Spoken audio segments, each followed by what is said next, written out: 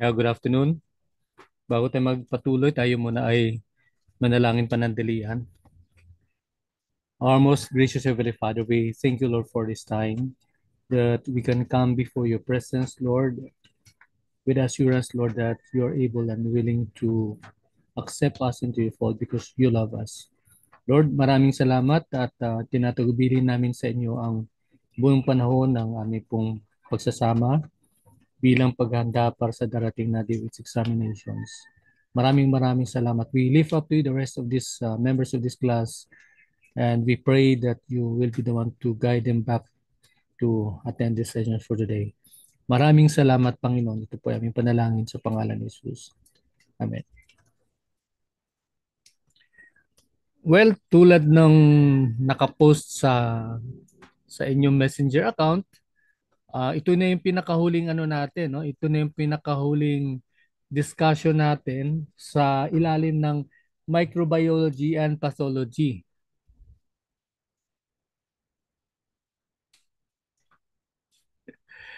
Ayan, medyo na-deform yung aking ano. Umulan kasi rito ng malakas kanina. At yeah, tulad ng sinabi natin, ito na yung huling yugto ng ating pag-aaral sa ilalim ng microbiology and pathology. And hopefully by tomorrow, well, wala, holiday na bukas, ano? Wala na palang pasok. By next week, magkakaroon na kayo ng inyong unit test and then schedule natin yung inyong pinaka-final examination. Unit test, that's around 50 items under sa topic na microbiology and pathology. And yung inyong 100 item na unit test will be scheduled later on. Yan. So tingnan natin po yung ating screen, yung ating slide for today. Ito ay patungkol sa microbiology pathologies of the circulatory on the circulatory systems. We will try to tackle hanggang sa yung lahat, no, circulatory, nervous system, respiratory, digestive, excretory system. So that's medyo ano po, medyo madami-dami po siya pero kukunti lang naman actually yung kanyang content. Now, ano po ang mga pathologies under the circulatory system? Number one, under the circulatory system is hypertension. Ano po ang hypertension? Ibig sabihin po nun, mataas yung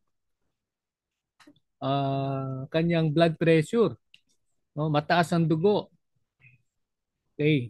So, generally speaking, kapag pinag-usapan yung blood pressure, for normal adults, 'di ba? Maalala ninyo yung ating pag-aaral doon sa vital signs taking. Ano yung napansin nyo? Ang systolic ng normal adult is 120 whereas yung kanyang diastolic is 80. So ibig sabihin no, nagre-range po siya ng 120 over 80. Yun po yung normal na BP or normal na blood pressure. Now, what about kapag hypertension or yung client na hypertensive? Pagka ang client ay hypertensive, ibig sabihin yung kanyang vital signs, yung kanyang blood pressure ay nagre-range nasa vicinity ng 140 to 90. No? Doon po naglalaro yung kanya pong uh, blood pressure. Ayan, no? At malalaman lang po natin yung kanyang blood pressure na yan sa pamamagitan ng paggamit ng BP apparatus. At tulad nung sinabi ko na sa inyo kamakailan na hindi na inaalaw ng DOH yung BP apparatus na gamit ang mercury. Diba? Yung pula doon sa gitna, no? Sa loob ng bote, merong ganon. Mercury yung kanyang content. Hindi na po inaalaw ng DOH po yon. Okay? Ngayon, para sa mga blind na mag-exam, hindi naman nila nakikita no kung gagamit sila ng standard na BP apparatus, kaya ang pwede nilang gamitin ay yung talking BP. Talking BP. Ibig sabihin po noon, yun yung nagsasalita na BP apparatus. Kaya lang Tulad nung nababanggit ko pa minsan-minsan, hindi naman siya ganun ka-accurate. No? Pagka electronic kasi yung gamit, hindi ganun siya ka-accurate. Now, question. Is massage indicated or contraindicated? Ayan, ito na tayo ngayon sa kaso po ng hypertension. Sabi po ng DOH, kapag ang hypertension, ang client ay umiinom ng gamot, no? Para pang hypertension, pang control ng hypertension, sabi po is massage is contraindicated. No? So at the time, probably at the time na umiinom ng gamot yung client, no? Yun sa kasagsagan siguro, no. Hindi naman kasi talaga malinaw, pero ang aking assumption sa kasagsagan ng kataasan ng BP at umiinom ng gamot yung client, hindi pwede. No massage. However, kapag ito ay nasa borderline, no, or pumapatak na mild yung kanyang hypertension, hindi na po yung kasing taas nung alarming yung kanyang BP. Ang sabi po rito, pwede po siyang pwede po siyang bigyan ng massage, indicated po ang massage provided mayroon pong approval from a physician. So ibig sabihin po noon, yung doktor po ay nagbigay po siya ng clearance. Pwede, no? Lalo na kung yung doktor na yun ay nakakaalam doon sa kanyang kaso. The next one is under the circulatory system is the thrombi or emboli. Ito yung uri ng sakit sa dugo na nagkakaroon ng blood clotting, pamumuo sa dugo. At normally ang clotting na ito ay dahilan po sa dugo mismo, or minsan naman yung pira-pirasong mga plaque, no, or pira-pirasong yung mga tumor, bone chips, yung mga minute na mga material na pwede siyang mag-cause nung pagbabara, no. So that's the one that we can see here, no. Ayan. Okay? So ayan. So ito yung nakikita natin to. Ito yung blood clotting na sinasabi. Okay? Ayun. So ang tanong, pwede ba ang masahe? Yan. So the next the question is, pwede bang bigyan ng masahe yung client na mayroong ganitong klaseng condition? Ang sabi po rito, massage is systematically contraindicated for any disorder involving blood clots. So ibig sabihin nun, hindi po advisable. Kasi kung maalala ninyo yung ating discussion dati sa effleurage, di ba? Ano po yung purpose ng effleurage? Ano po yung purpose ng Swedish massage? Generally, no, yung Swedish massage. Ang sabi po, ah, ang Swedish massage ay generally po, ang movement na yan ay para tulungan na maibalik yung dugo doon sa puso. No? That is kaya nga ang movement mula inferior to superior, mula sa paanan paulo. Ganun po ang ng ating pong Swedish massage. Kaya nga po minsan naman selling point po natin kapag tinatanong ng client, anong nagagawa ng Swedish? Sabi, lagi nating sinasabi, ito ay nakakatulong upang ma-enhance, ma-improve yung inyong blood circulation. Tama po 'yon. Kaya lang, no? Kaya lang po kapag ang pasyente ay undergoing through thrombi or emboli na medical condition, sabi po, hindi pwede. No massage at all. No massage at all, lalo na kung ito ay may kinalaman sa blood clotting. Ang sumunod naman ay varicose veins. Ito yung ugat na bukol-bukol. Okay? Paano siya, no? In this illustration, we can see here na meron po siyang concentration po ng pamamaga dito, no? Ayan. Nawala yung drawing. Yan.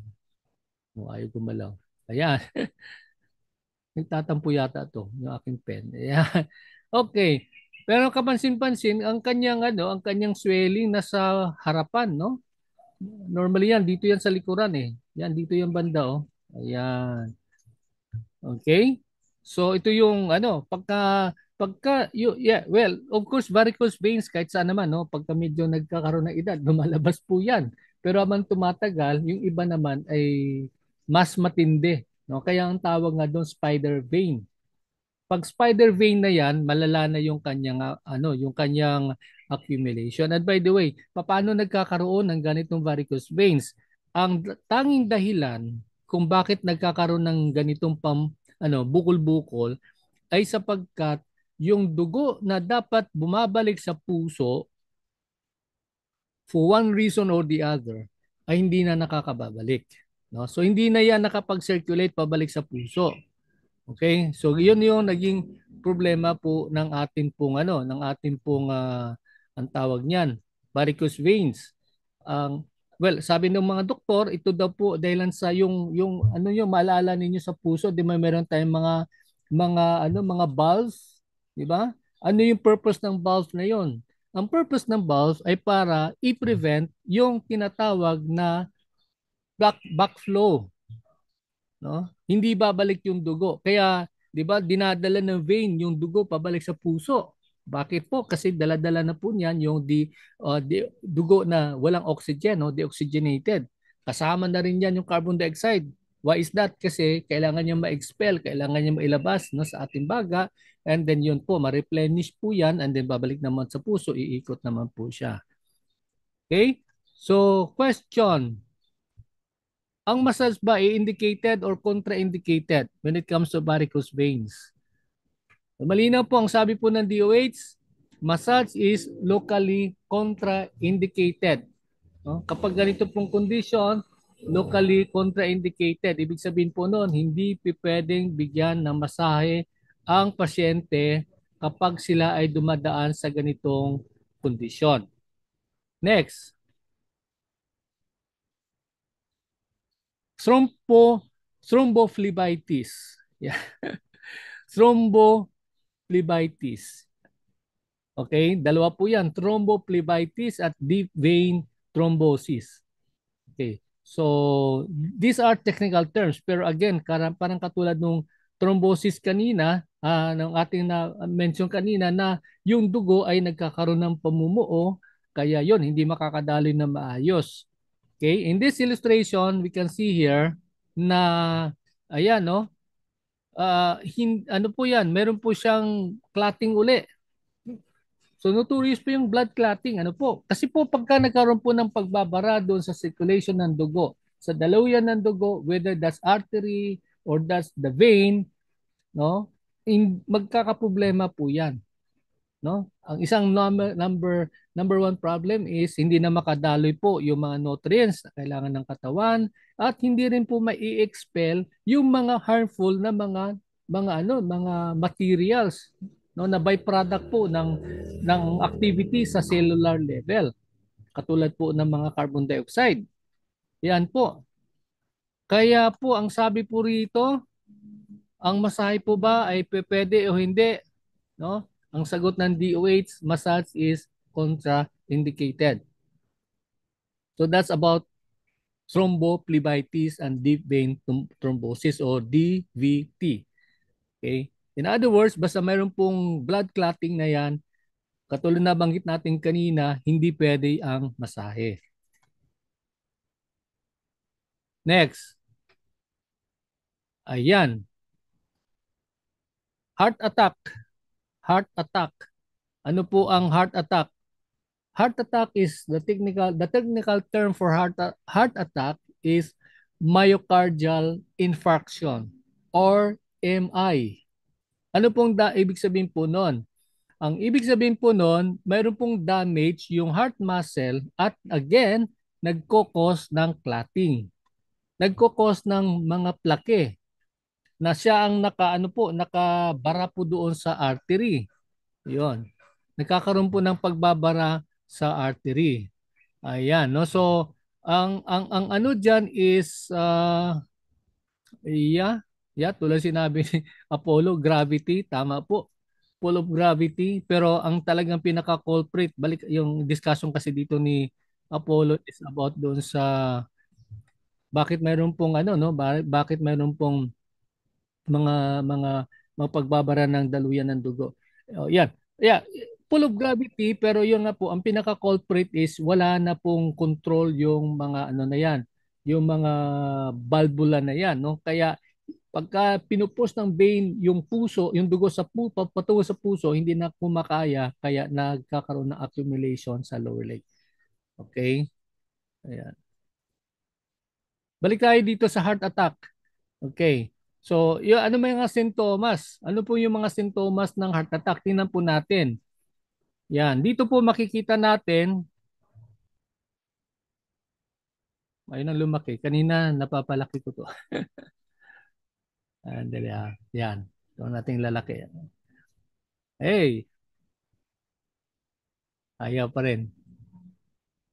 Anyway, ano po yung mga sintomas, no? Almost mas marami yung sintomas sa kalalakihan kaysa sa kababaihan kaysa sa kalalakihan. But most common na sintomas is nagpagkakaroon ng parang ano, nausea or para kang nasusuka. Ayan, isa sa mga sintomas po ng heart attack. And then pananakit ng ano ng panga, no? Or yung batok or the chest. Kaya po yung sa batok, by the way, yan ang isang dahilan kung bakit lagi kong sinasabi kapag ang tao ay nagpapamasahe at alam natin na siya ay meron pong case ng mataas yung kanyang blood pressure at sumakit yung batok, bakod, sumakit yung batok niya at dito po siya nagpapahagod, delikado yan. No? I tell you, delikado 'yan. Bakit? Kasi po, ibig sabihin po noon, mataas na yung ano, no, yung concentration po, yung pressure doon sa blood vessel ng kanyang batok.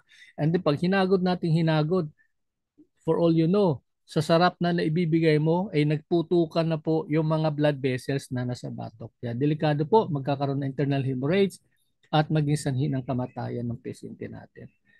Yan. And then of course yung chest pain, yan yung mga isang palatandaan, di ba? Napapanood natin yan sa mga pelikula, di ba? Pagka na-atake, dito ang hawak, tapos bumabagsak, no? Chest pain po yan. And of course yung kakapusan sa paghinga, shortness of breath. Okay? Sa ang pandagdag sa kababaihan, yung kanyang pagkakaroon ng yung nahihilo, yan yung mga isang ano diyan or naiimpatso, hindi natutunawan at nagkakaroon ng pakiramdam na extreme fatigue, no? Matindi yung nararamdamang pagod. Okay, balikan natin po yung ano, ang tanong dito, paano po yung masahe? Pwede bang masahiin yung pasyente na ka-undergo niya lang nung heart attack? Okay. Well, ang sabi po, kapag ang pasyente ay nagre-recover na, no, sa kanyang kondisyon, okay? Uh, on process yung recovery, that means systematically contraindicated yung masahe. Hindi pa rin pwede. Hindi pa rin pwede, no? Kasi yung nga, kung sinasabi natin, dapat ma-address ng doktor yung mga bara-bara na yon. Kung kinakailangan magkaroon ng operasyon, no? Bypass operation at that to the tune of mga 500,000, ayan, hindi pwedeng galawin yung patient. However, for those who have already deemed to have completely recovered, no, from that kind of a condition, yan, sabi po, indicated na po yung massage. But again, kinakailangan ng medical approval. Okay. So kailangan po approval ng doktor. Hindi pa pwede po yung tawag namin sa Bisaya, magmato-mato na yung massage therapist. No? Wala, recover ka naman. Sige, ako nang bahala. Pasahin na kita. No way. No? Kailangan po meron pong approval coming from the physician.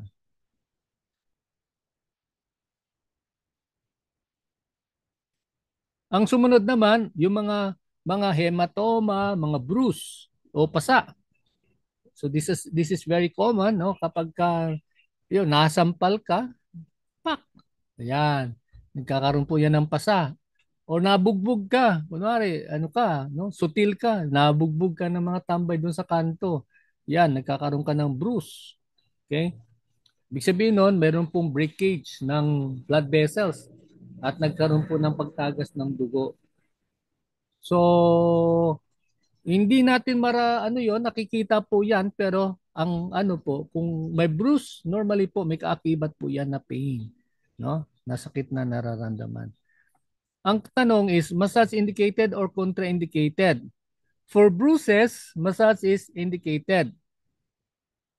Subalit kapag ito ay acute, at the time na nagkaroon po ng nagkaroon po ng trauma, yan po, locally contraindicated, no?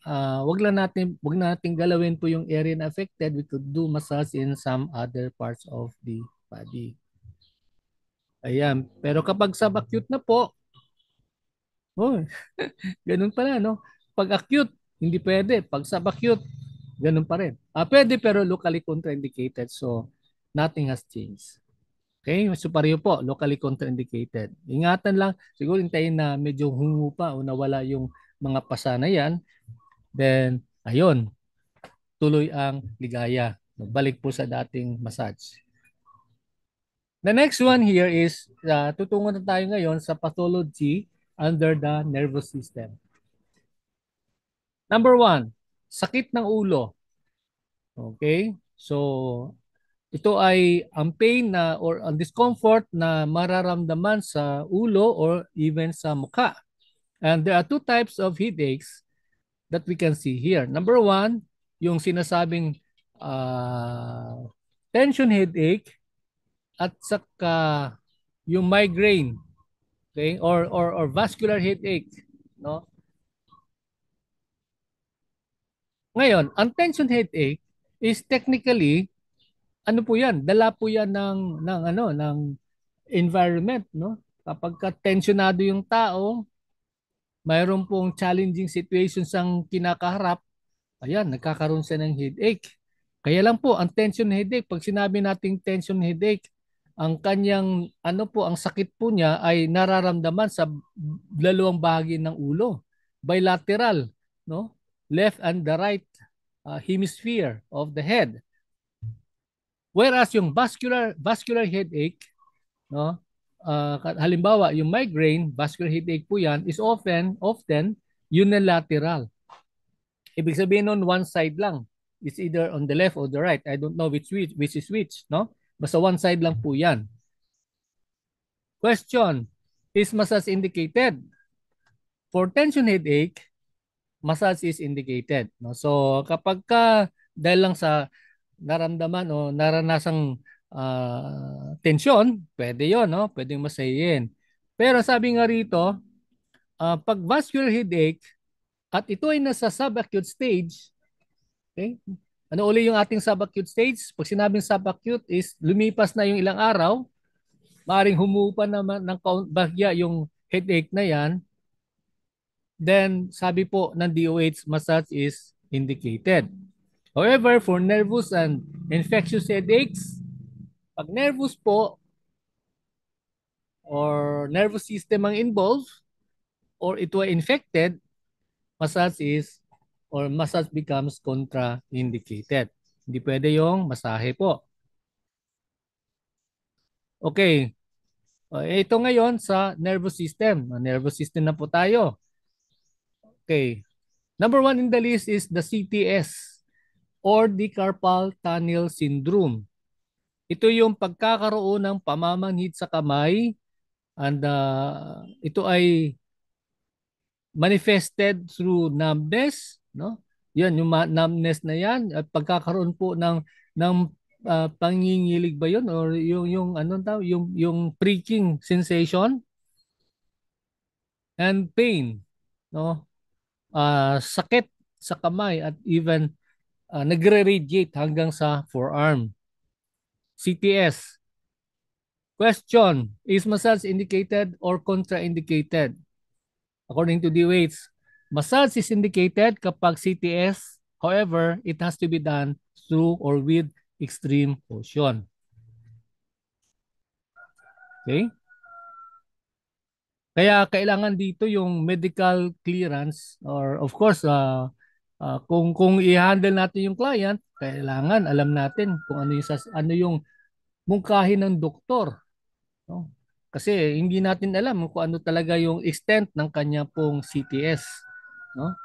Sabi nga ng iba, yung karaniwan daw nagkakaroon ng CTS, yung mga typist, di ba? Yung gano'n, nangangalay dito po yan eh. Sakit po yan, no? Nangangalay po ng gano'n. So, yung mga typist po, office clerk. Okay, the next one here is under the nervous system is insomnia. Ayan. Question, paano mo i-qualify o paano natin i-define ang insomnia? Kapag ang tao ba ay hindi nakatulog ng ilang araw o perhaps ng ilang linggo, ay insomniac na ba yan? No? Kapag ang tao ay hiniwalayan ng kanyang jowa, no? Hindi na siya makakain, hindi na makatulog, hindi na makapagpaligo, pwede na ba yan may turing na insomniac o insomnia? The answer is no. Okay? Pag sinabi natin insomnia, clinical insomnia, ibig sabihin po noon, umabot na ng mga hindi lang taon, maraming taon na ganun yung kanyang kondisyon. No? Yan po ang clinical insomnia. Hirap siyang matulog. Kung makatulog man, hirap siyang magising. Hirap pa siya. Delikado na kung hindi magising, no? Hirap siyang, number one, hirap siyang matulog. Pagka nakatulog, hirap naman siyang matulog uli. Okay? At yung kanyang tulog ay hindi quality. No? Parang, sabi nga ng iba, parang tulog manok. No? Ano yung tulog manok? Pag sinabing tulog manok, ano lang, no? Kunting kaluskos, nagigising. So, with that kind of a situation, talagang hirap kang hindi mo ma-achieve yung ika nga quality sleep. Ayan. Ang tanong, ano ang sabi ng DOH about insomnia? Sabi po ng DOH, massage is indicated. Ayan. Good news para sa atin. Okay? Question would be, ano bang stroke ang pwede at hindi pwede? Ayan. So dapat alam natin yan ha. Part ito ng analysis, no? Pagsasaliksik, pag-uusisa. The answer would be, the only stroke na pipwede sa insomnia are the following: effleurage, petrissage, friction. Ang hindi pwede ay what? Hindi pwede ang vibration, hindi pwede ang taputment. Why is that? Kasi yung parehong yan, yung dalawang yon ay nakaka-stimulate. So pagka-stimulation or stimulating yung stroke, hindi ka makakatulog. No? Kaya siya, no? Anti-sleep. Okay, sunod naman ay paralysis. Under pa rin sa nervous system. Pagka-paralisa, no? Either ang condition ay complete or partial loss of muscle function. Kaya makikita natin dito, pwede siyang bilateral, dalawang bahagi ng katawan, pwede din siyang unilateral, no? Just like here in this illustration that we can see, no? Ito po ay Bell's palsy. And Bell's palsy ay ano po 'yan? Temporary paralysis ng mukha, no? Yan, parang drooping, nakalaylay. Question, pwede bang masahe? Well, sagot ng DOH, indicated ang massage. Pwede. The next one under nervous system ay epilepsy or seizure disorder, yung pangingisay. Yan. So, epilepsy is a disorder of the brain. Pero oftentimes, hereditary, no? I don't know kung wala akong naririnig na lifestyle, no? Pero mostly hereditary. Parang mana-mana 'yan, no? Kapag ang ninuno natin ay nagkaroon ng pagmamana, minana yung gano'n sa iba, no? Epilepsy. Okay, so paano mo masasabing epileptic 'yon or epilepsy kapag ang kanyang seizure ay hindi lang minsan nangyari kung hindi madalas? Question, is massage indicated during any seizure, any attack, no? Epileptic attack, massage is contraindicated. However, after the seizure, medyo kumalma na po yung ating pasyente, pwede na po. Pwede na po ang masahe. Ayan, tutungo tayo ngayon sa pathology on the respiratory system. Okay, number one in the list is influenza. Influenza or trangkaso. Okay, ang trangkaso ay highly infectious. It attacks the cells in the upper respiratory tract such as the nose, the throat, and the lungs. No, kaya nakakahawa po 'yan. Ang kanyang sintomas ay pagkakaroon ng kapaguran, lagnat, ubo, sakit ng ulo, pagkakaroon ng sakit sa kasukasuan. Ayan po. Question, is massage indicated or contraindicated? The answer is massage is systematically contraindicated for the simple reason na ito po ay infection, no? At classified as highly infectious disease. Ibig sabihin po nun, nakakahawa, no? Di hamak na nakakahawa, kaya delikado po. Kaya sabi ng DOH, no way, hindi pwede po ang masahe. Kaya ang sumunod naman, pneumonia, pulmonya, isang uri din na infection na ang tinatamaan po yung ating baga and characterized by coughing, no? Fever, shaking, chills, yung panginginig at kakapusan sa paghinga. So kapag ang pasyente ay dumadaan sa karamdaman na pulmonya, ayan, lalo na kung ito ay nasa acute stage, ang sabi ng DOH, massage is contraindicated. So that could mean systematically contraindicated because again, as we've said, pneumonia is infectious. However, kapag hindi naman siya acute stage, nasa subacute na po siya, ibig sabihin nun, medyo humupa na yung atake, pwede na po ang masahe. Ayan. So here we are, nasa digestive system na po tayo, no? Medyo palapit na tayo sa huling yugto ng ating pag-aaral ng microbiology and pathology. Okay, number one in the list here sa pathologies of the digestive system is the mumps or Beke. Huh? Beke 1, Beke 2, yung mga ganon. Mumps is a contagious and infectious viral disease that causes swelling in the positive salivary gland. So dito po yan banda, no? Yung glandula po na nasa sa mukha, sa gilid. At ang malungkot po nito is ito po ang isang sanhi ng pagiging anong tawag nun? Baog ng kalalakihan, no? Kapag inatake ka po dito, yan, delikado po yan, no? Mga sintomas niya, yung lagnat, sakit ng ulo, muscle aches, tiredness. Question, is massage indicated or contraindicated? The DOH says massage is systematically contraindicated. Why is that? Because of the presence of the term infectious viral disease. Ibig sabihin po, nakakahawa. Pwede makontaminate kung sino po yung napapalapit po sa kanya. Ayan. Okay, nandito na po tayo sa second. I think this is the last organ system na may pathology. At by the way, wag nating kalilimutan, marami pa po yan sa totoong buhay. Subalit ang pinili ng DOH ay mga uri ng mga pathologies na ma-encounter natin habang tayo ay nagmamasahe. Kaya piling-pili lang po 'to, no? Kasi sa totoong buhay napakarami po nito. Okay, so number one in the list sa pathologies of the endocrine system ay yung diabetes. No? Diabetes mellitus or DM.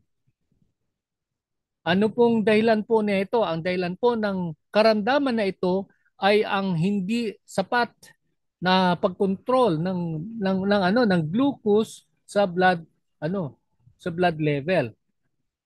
Okay? And then yan, no, may mga causes po niyan na type 2 diabetes which is very common at ito po ay sanhi po ng lifestyle and genes.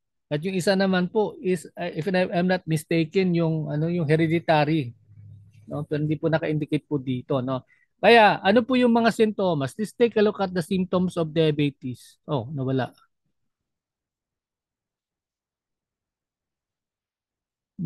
Saan napunta yun? Anyway, so here we can see, tingnan na lang natin tong illustration na nandito. Ayan.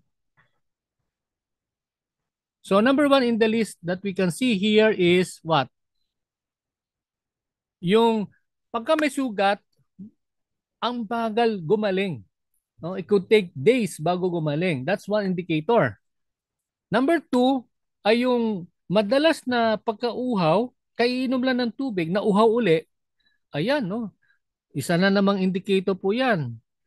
Ang sumunod naman ay yung pagbababa ng timbang. No?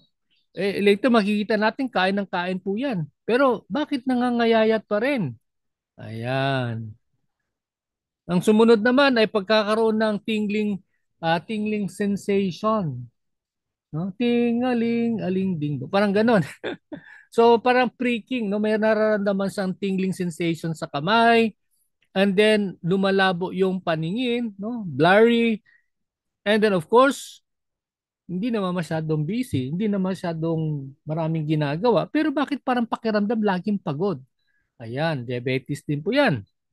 And then always hungry, hindi angry. Okay, maghuhuli week na kaya dapat hindi tayo angry, no? So madalas laging gutom. Kakakain lang, gutom uli. So kumain uli. Ayan. Pero nangangayayat. Ayan. Okay? And then of course yung panghuli, katulad sinabi natin kanina, 'di ba? Laging nauuhaw, natural lagi na madalas din naiihi. Ayan.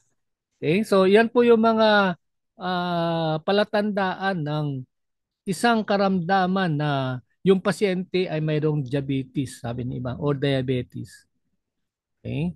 So, ayun lang po yung ano natin, no? Dapat natin pakatingnan. At ang tanong dito ngayon is ano ang paano si massage? Pwede bang masahe dito?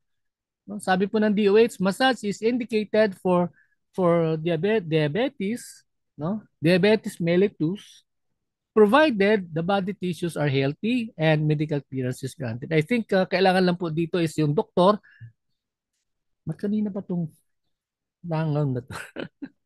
O yun, papapansin. So may clearance coming from the physician bago natin pwedeng masahin yung ating pasyente, yung client. Okay? Ayan. Ito pala yung panghuli. Excretory system na pathology. Number one is urinary tract infection o the UTI. Ayan. Karaniwan dati naririnig ko kapag ka uminom ka doon ng soft drink, nagkaka-UTI. Pwede ba yon? Okay? So maling assumption po yon. Ang UTI ay may kinalaman sa bakterya. At yung bakterya na yan ay pumasok sa pamamagitan ng ating balat or sa pamamagitan ng rectum, no? Yung sa daluyan po ng ating ihi, kaya mga kababayan minsan, 'di ba? Pagka gumagamit nag-CCR, mas prone sila sa ganitong kaso kasi ang kanilang urethra ay malapit doon sa puwerta. No? Kaya yon madaling pasukan po ng mikrobyo po yan. Okay? And then hanggang sa magkaroon siya ng infection. Kaya sabi nga ng iba, mapalad ang kalalakihan kasi ang kanyang puwerta malayo doon sa kanyang yung urethra malayo sa bladder. Ganun po. Anyway, ano po yung mga sintomas, no? Number one, of course, pag UTI may pain. Okay, saan yung pain? Nararamdaman dito sa kanyang bandang no, dito sa kanyang bladder. And then ayan, pag ang umihi siya, yung ihi niya ay medyo cloudy, no? Medyo malabo, no? Malabo po yung kanyang ihi. Question, what about massage? Is massage indicated or contraindicated? Sabi ng DOH, for acute stage, sabi po, massage is contra or systematically contraindicated. no? At the time, at the onset na meron pong attack at painful yung yung UTI na yan, yung infection na yan, hindi pwede. However, kapag lumipas yung araw, humupa na yung pain, at that falls under the category ng subacute, then pwede na yung massage. However, ayun, locally contraindicated. No? Locally contraindicated. Okay? So, ayan, ang sumunod ay ang kidney stone. Ito yung ito yung bato sa bato. A solid mass made up of tiny crystals. And yun nga po, kapag meron po mga bato katulad po na makikita natin dito sa illustration, ayan, yung ganitong bato, nagkukos po yan ng pagbabara, no, sa kidney, and then yun, nagkakaroon po ng malfunction, no, affected po yung ating kidney. Okay? So, ayun po. Yung mas malaking bato ay mas masakit, no? Hirap kang umihi. Okay? Question, is massage indicated or contraindicated? The answer here is, sabi po, during a renal colic, o ibig sabihin nun, severe yung pain, di pwede ang masahe. Pero kapag wala naramdamang renal colic, ibig sabihin walang pain nararamdaman sa bandang kidney, pwede po ang masahe. No? Pwede po ang masahe. Okay? So, yan, renal failure. Yan, katulad po ng natin, balik tayo dun sa kidney natin. Pag hindi na muli nagfa-function yung ating kidney, hindi na siya nakapagtanggal ng mga waste products, no? At mga extra water na nasa dugo, no, nasa bloodstream. Hindi na, in other words, hindi na siya makapagkilos na maayos. Oh, sabi nga rito, pagkabigo. Pagkabigo sa bato. Ayan. No, so anong sagot sa tanong, pwede bang masahe? Sabi po ng DOH, pagka acute renal failure, matindi yung sakit, matindi yung atake, hindi pwede. Pero kapag yung renal failure na yan ay ganun din, no? Pag acute, hindi pwede. Pag chronic, pag sinabing chronic kasi tumatagal, meron pa rin yung ganong condition, hindi pa rin pwede. No, hindi pa rin pwede. In fact, sabi po rito, systematically contraindicated. No? So ganun po katindi po 'yan. Kaya yun, no? So tapos na po tayo doon po sa ating discussion ng iba't ibang pathologies, pero ito lang gusto ko lang i-add itong patungkol sa common pathology, no? Unfortunately, ito ay yung alcoholism. I don't know kung sino sa atin ang medyo yung kasi problematic 'yan, di ba? Kapag nagkaroon ng addiction, may mga taong ganun hindi makatulog pag hindi nakainom. Lalo na kapag umuwi ng bahay. 'Yun. Sabi ng iba, kailangan ko uminom. Bakit? Kasi pagka nakainom ako, gumaganda yung misis ko. Anyway, biro lang po 'yun.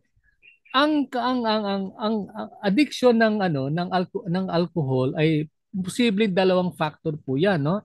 Sabi po ng iba, posibleng because of meron siyang yung craving na 'yan, no, na physiological. Kailangan niyang aywan, basta ganun yung physiological yung kanyang craving or sabi naman ng iba, mental, no? Meron siyang problema sa kanyang pag-iisip. Kaya yun, nagkakaroon siyang compulsive behavior at yung naging dependent na siya sa alak, no? Kaya yung iba, alak yung kanilang katapat, no? Pagka nanghihina sila, yung kanilang esteem ay bumababa. Kailangan nilang feeling macho, kaya uminom ng Cuatro Cantos, no? Ng Hinebra San Miguel, yung ganon. Now, ang tanong dito, kapag ang tao ay lasing, we have to qualify, hindi lang po siya nakainom kasi magkaiba po yung nakainom at lasing, no? Pag nakainom, yun lang, nakainom ng one shot. Yun, nakainom yun. Pero kapag tipsy, kapag ang lakad ay medyo gumegewang-gewang, ano na yun, no? Lasing na yun, no? Sabi ng iba, hindi pa ako lasing, pero dito na tumutongga, no, sa tenga. Hindi pa ako lasing. Yan. So ang sabi ng DOH, massage is contraindicated. Why is that? Kasi alam naman magkakaroon ng complication po 'yan, no? Lalo na ano po, tinatamaan po ng alak po yung kidney, kaya hindi po 'yan ina-advise. Aside from the practical reasons, ano po yung practical reasons? Kapag ang pasyente ay ang client ay lasing, maraming posibleng mangyari, no? Manghihipo 'yan at ang kanyang rason ay lasing naman ako pre o lasing naman ako, pasensya na, di ba? Ganun minsan yan eh. Although hindi ko naniniwala na paglasing hindi mo alam yung ginagawa mo. Okay? Nung ako po ay wala pa sa Panginoon, at talamak akong uminom. Okay? Yun talaga, no? Lalo sa mga barkada. Alam mo naman, di ba? Kailangan mo close ka sa barkada. Inom, inom, inom. Pero ako, I realize na kahit anong lasing mo, alam mo yung ginagawa mo. Kaya alam minsan, parang excuse mo lang yun. Total, lasing naman ako eh. Pwede ko nang gawin to. Nakuha niyo po yun. Anyway, so, at yung another thing, pagka lasing, no? Sumusuka po yan. Okay? Sumusuka po yan, no? Kaya, mapipuresi yung ating spa. Diba? Kasi, number one, mabaho po yan, di ba? Mabaho po yan. Kaya ang ano dyan is kinakailangan, kinakailangan pagka namalayan natin yung pasyente na yung client na pumapasok ay hindi lang nakainom kundi talagang lasing siya, wag na, no? Pakiusapan natin, kausapin na maayos na hindi siya pwedeng masahiin, no? I-explain natin na maayos kasi hindi pa pwedeng pabalang, no? Kasi magwawala yan. Okay? So ayun lang po ang ating pong huling discussion sa microbiology and pathology at katulad nung napag-usapan namin kanina kasi tapos na tayo, so expect for the unit test to come in, no? uh, anyway, before I go into that, may tanong dito, let me check on that, no? Si ma'am, si Apollo, yan, sabi po niya, sir, question po, yung gout contraindicated din po ba? Okay. Ang gout is, sabi nga rito, isang uri po ng inflammation ng arthritis at nagkukos ng pain at swelling sa mga kasukasuan. Ang, well, wala kasi dito sa ano, I don't know if it's there. Wala yata, no? Wala naman siya. Wala naman yung gout. I don't know, baka na-miss out ko lang. Anyway, technically, pagka gout po, at a time na ito ay acute, pati hindi yung pain, ibig sabihin po noon, hindi pwedeng masahiin, no? Kasi ano yun eh, may mas matindi yung pain na nararamdaman ng ating client, no? Matindi yung kanyang swelling. So pwede siya magkaroon ng complication. Kaya uh, whether you like it or not, hindi pwede. Provided, yun nga, para makikita natin sa pattern ng DOH, kapag lumipas yung ilang araw at naging chronic, no? Or sorry, naging subacute yung condition, ayan, yan na yung pwedeng masahin yung ating client. Okay? So, wala naman sigurong gusto magpamasahe. I don't know, no? Pero wala naman siguro gusto magpamasahe kapag meron na naramdaman ganong tinding pain, ano? Ewan ko lang. Okay. Ngayon, kung in case na pwedeng masahin, in case lang, no, kaya pa nung client, hindi masyadong matindi yung pain, well, ako sa tingin ko, ano lang po yun, it will fall under the locally contraindicated, no? Hindi lang galawin yung affected area, but you can do massage in the on other parts of the body. No? I hope nasagot ko yung tanong mo, Apollo. Ayan. Under po sa anong system? Ah,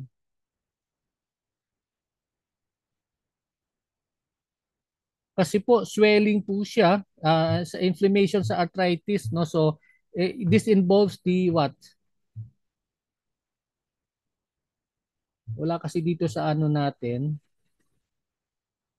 Tingnan ko lang na maigi ha para hindi ako magkamali na aking sasabihin.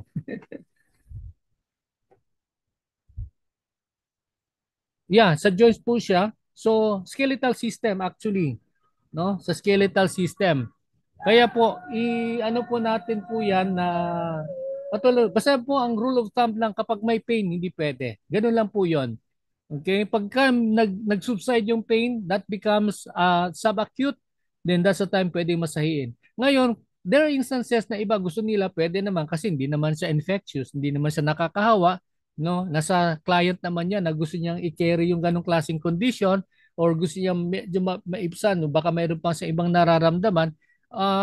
Case to case basis po 'yan, no? Case to case basis po 'yan. Pakiramdaman mo yung client, hanggang saan yung kanyang tolerance level to pain, no? And then yun lang po yun. Doon lang po tayo doon lang po tayo maglalaro, no? Doon lang tayo we will make sure na hindi naman ma-inconvenient yung ating client doon sa gagawin nating masahe sa kanya. Okay? So, yan po. Balikan natin yung pong discussion natin kanina. Kasi ang sumunod na tanong ko sa previous class is, since tomorrow, holiday naman po, wala na tayong pasok tomorrow and then we will resume by Monday. At tapos na tayo sa ating unit. So that means tutuloy na tayo sa next na unit test, which is the microbiology and pathology. The question is, gusto nyo ba na magkaroon na tayo ng unit test this Monday? Total mahaba yung bakasyon. Or gusto nyo na mag-break tayo ng Monday and then we'll do it on a Tuesday?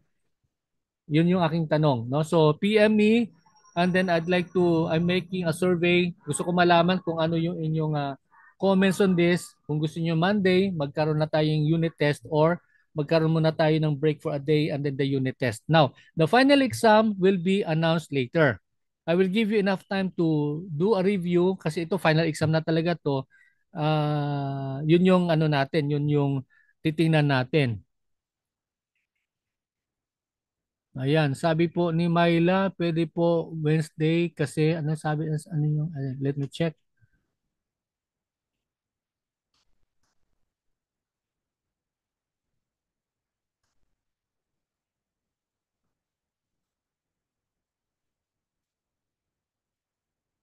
Okay, pwede Wednesday kasi po Monday at Tuesday payroll po. Okay. Ah, sige. Tingnan natin ha kasi ang nabanggit ko kanina sa kabilang class, sabi ko, let's see kung sino ang magsasabi ng request for majority. Pero ang choices lang kasi Monday or Tuesday. No? So, sige lang, i-message mo lang diyan sa akin sa group, i-PM mo sa akin, tingnan ko lang din, and then I'll try to consider. No? Okay, so wala nang tanong. Andito naman si Ma'am Baby. Ma'am Baby, pwede tayo mag-usap afterwards. Yeah, I'll give you a call. Usap tayo, no? Okay, so yun po. That ends our lesson for today. We're done with our topic on microbiology and pathology. As like what we've said, hindi masyado ganun kadugo sa totoo lang, no? Kasi ando naman po yung mga discussion natin. And basta ang tanda lang po natin is we get familiar with all the terms, with all the concepts and ideas pertaining to the we have discussed in the past yung patungkol doon sa prevention and control na infectious disease. And of course, working knowledge on the chain of infection na sinasabi and things like those. No? So yun po yung mga bagay na dapat natin maging very, very familiar with. Okay?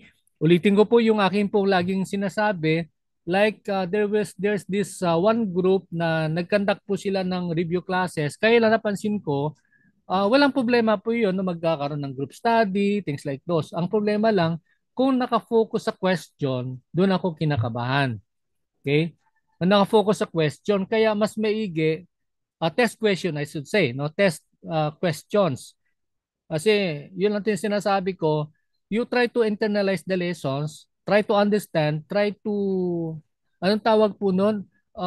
Intindihin na maigi yung konsepto at yung mga ideya ng mga pinag-usapan in relation to massage. Laging ganon, i-connect mo lagi sa massage. At given a situation, ano bang pwedeng gawin? Ano bang massage stroke ang pwedeng i-apply? At bakit yun ang i-apply? So, ibig sabihin po nun, mayroon tayong analysis. No, tinitrain natin yung utak natin na mag-analyze ng konti. At ayun po, kaya even after the program, no, kasi magtatapos na tayo, hayaan ninyo na mayroon pa rin akong isusunod na talaga, no, na sunod-sunod po na mga test exercises, and I will try to, kung may time, gagawa tayo ng mga analytical cases and then we try to analyze, we try to learn together, tingnan natin kung paano, no? Kaya ayun po, that would probably come in sa buwan ng May. Okay? So tapos tayo ng training, tuloy pa rin tayo ng paghahanda. Is that okay with you? Okay sa inyo, no? O yan. So, don't you worry. Huwag kayong mag-alala. Kahit natapos yung training, tuloy pa rin tayo ng paghahanda kasi yun lang siya, lagi namin sinasabi, no? Kung ano yung result na exam will reflect on us. Kaya gusto namin na yung kahandaan nyo magpapatuloy, hindi magtatapos sa ating training and review, kung hindi tuloy-tuloy tayo. No? Habang palapit ng palapit sa exam, lalo tayong dapat laging naging mas prepared. Okay? Kasi yun ang design natin. Okay, so mamaya usap kami ni Ma'am Baby. Please hold on, Ma'am Baby, or you may call me in a little while. Usap tayo. Meron ako importanteng iba pag sasabihin sa iyo. God bless you.